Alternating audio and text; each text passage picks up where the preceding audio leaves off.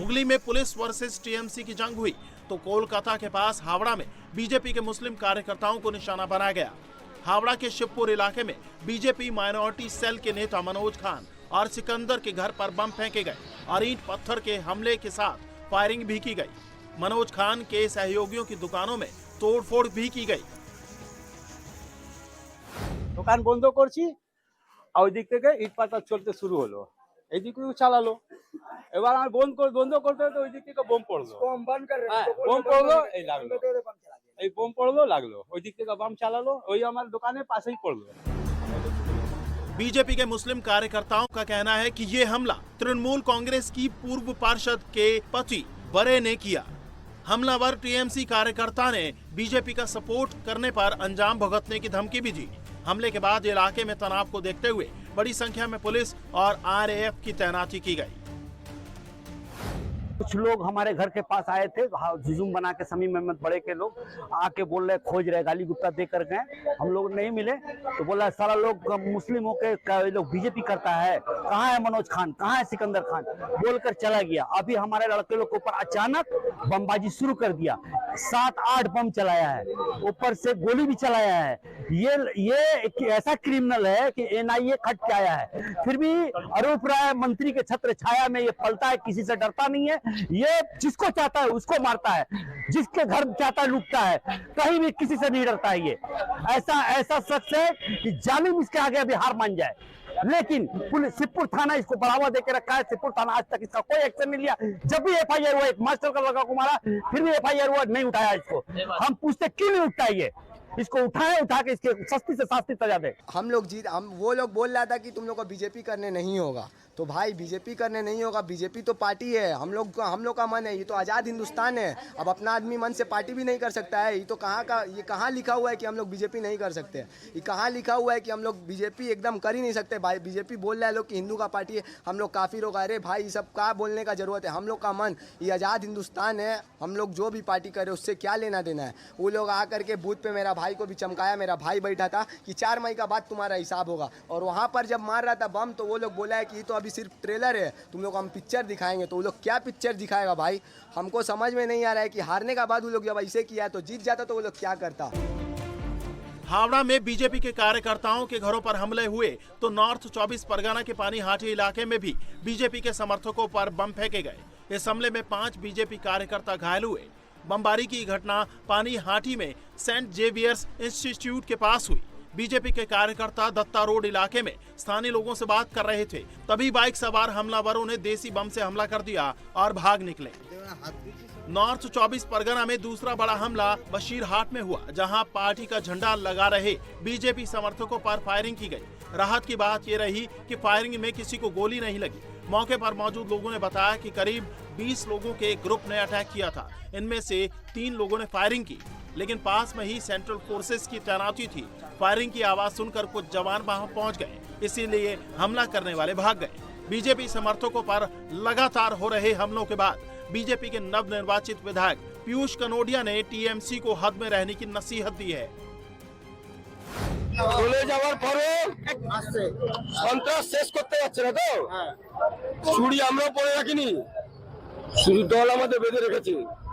একদম লাল করার জন্য মজবুর করেন না, একদম ঠিক কথা, খুঁজে কাউকে পাওয়া যাবে না, কথা দিয়ে দিলাম। एक तरफ बंगाल में बवाल जारी है तो बंगाल के नतीजे का असर अब फ्लाइट के सफर में भी देखा जा रहा है। फ्लाइट के भीतर जय श्री राम की नारेबाजी का ये वीडियो टीएमसी सांसद महुआ मोइत्रा ने जारी किया है। महुआ के मुताबिक वीडियो उनके दिल्ली जाने के दौरान का है, जिसे वायरल किया जा रहा है। महुआ मोइत्रा ने इसको लेकर एयरलाइन में शिकायत कर एक्शन की मांग की है। शुभेंदु अधिकारी के पीए चंद्रनाथ रथ की हत्या को लेकर के लोगों में काफी ज्यादा गुस्सा है। शूटर अब तक पुलिस की गिरफ्त से बाहर है। किसी भी हमलावर की लोकेशन ट्रेस नहीं हो पाई। हालांकि तमाम जांच एजेंसियां चप्पे चप्पे की तलाशी ले रही हैं। सीआईडी से लेकर बीएसएफ तक अलर्ट मोड पर है और वहीं इस पूरे मामले में एसआईटी का गठन भी कर दिया गया है।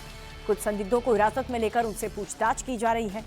आशंका यह है कि हत्या में ग्लॉक पिस्टल का इस्तेमाल किया गया, जिसकी जांच टीमें कर रही हैं। इस पूरे मामले में सियासत भी काफी तेज हो चुकी है। शुभेंदु अधिकारी समेत बीजेपी के तमाम नेताओं का ये कहना है कि हत्याकांड में प्रोफेशनल शूटर हायर किए गए। और देखिए इसमें टीएमसी का हाथ है, ये बीजेपी की तरफ से आरोप लगाया जा रहा है। टीएमसी मामले की सीबीआई जांच की मांग कर चुकी है पहले ही, और ऐसे में एजेंसियां हर एंगल से जांच में जुटी हैं।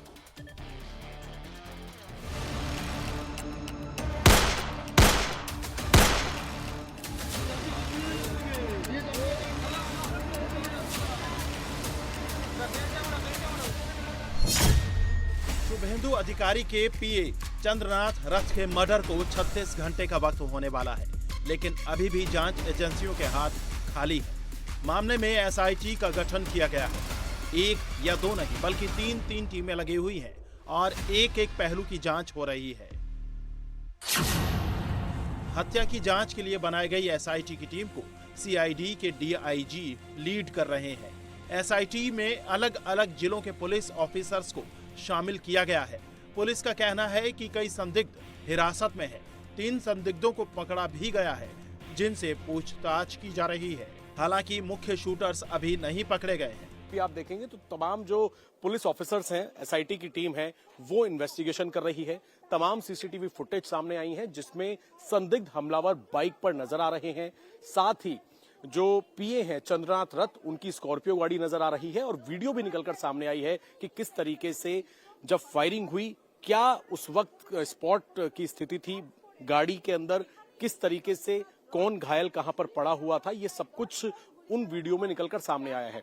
फिलहाल एसआईटी की टीम इस पूरे इलाके के अंदर जितने भी सीसीटीवी कैमरे हैं उनके डीवीआर को खंगाल रही है, फुटेज खंगाली जा रही है, ताकि जो हमलावर हैं उनके चेहरे क्लियर हो सकें। क्योंकि अब तक बाइक जो है वो उनकी तस्वीरें निकलकर सामने आई है सीसीटीवी फुटेज में, लेकिन हमलावर के चेहरे अभी तक साफ नहीं है। पुलिस ने कुछ लोगों को, कुछ संदिग्धों को जिन्होंने पूरी रेकी की, उन लोगों को हिरासत में लिया हुआ है। प्रशासन मामले को लेकर कितना गंभीर है, इसका अंदाजा इस बात से लगा सकते हैं कि हत्याकांड की जांच बंगाल पुलिस ने शुरू की थी। उसके बाद सीआईडी और एसटीएफ की टीम ने मर्डर स्पॉट पर सबूत जुटाए और फिर बीएसएफ की एक टुकड़ी ने भी क्राइम स्पॉट का दौरा किया। यानी कुल मिलाकर आरोपियों तक पहुंचने के लिए सभी एजेंसियां अलर्ट पर हैं। बॉर्डर सील कर दिए गए हैं। पुलिस को शक है कि इस हत्या के लिए प्रोफेशनल शूटर्स का इस्तेमाल किया गया और इसकी सबसे बड़ी वजह है मर्डर में इस्तेमाल होने वाली पिस्टल। पुलिस को जो घटनास्थल से गोलियों के खोखे मिले हैं, उनकी जांच से पता चला है कि चंद्रनाथ की हत्या ग्लॉक 47X पिस्टल से की गई है। ग्लॉक 47 ऐसी पिस्टल है जो ऑस्ट्रिया मेड है। इंडिया के आर्म्स मार्केट में आम लोगों के लिए उपलब्ध नहीं है। ये सिर्फ इंडिया के टॉप क्रिमिनल्स, बड़े गैंगस्टर्स और उनके शूटर्स के पास ही मिलती है और ऑस्ट्रिया मेड इस पिस्टल की सप्लाई पाकिस्तान और बांग्लादेश के रूट से होती है। ग्लॉक 47X एक आधुनिक 9mm कैलिबर वाली स्ट्राइकर फायर पिस्टल है और इसका इस्तेमाल मुख्य रूप से अमेरिकी बॉर्डर में तैनात सुरक्षा कर्मी करते हैं। इस पिस्टल का फायरिंग रेंज 50 मीटर है और सटीक रेंज 25 मीटर। यानी अगर 25 मीटर दूर से दुश्मन को टारगेट किया गया तो बचने की कोई संभावना नहीं है और ये एक बार में बस्ट फायर कर सकती है। शुभेंदु अधिकारी ने भी यही आशंका जताई है। उनका कहना है कि चंद्रनाथ का कत्ल पूरी प्लानिंग के साथ हुआ है और इसमें प्रोफेशनल शूटर का इस्तेमाल किया गया है।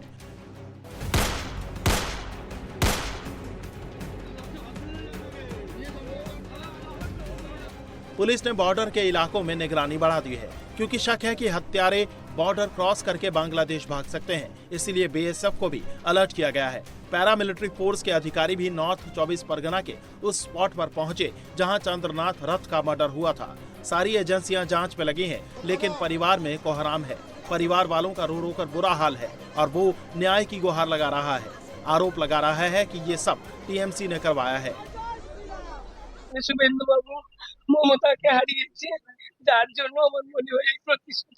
আমিও একজন মা, আমি চাইবো না তাদের ফাঁসি হোক, কিন্তু যাবজ্জীবন কারাদণ্ড চাইছি।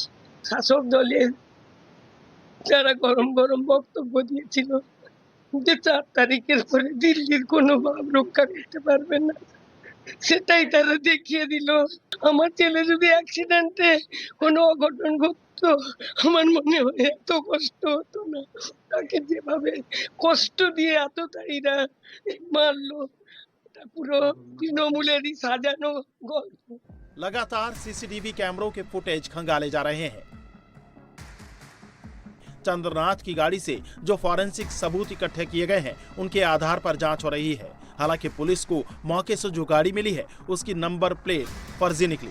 चेसिस नंबर और इंजन नंबर को भी टेम्पर किया गया। ऐसे में पुलिस के लिए हत्यारों तक पहुंचना एक बड़ा चैलेंज बना हुआ है। हालांकि जांच एजेंसियों का कहना है कि आरोपी जल्द गिरफ्त में होंगे, किसी को बख्शा नहीं जाएगा।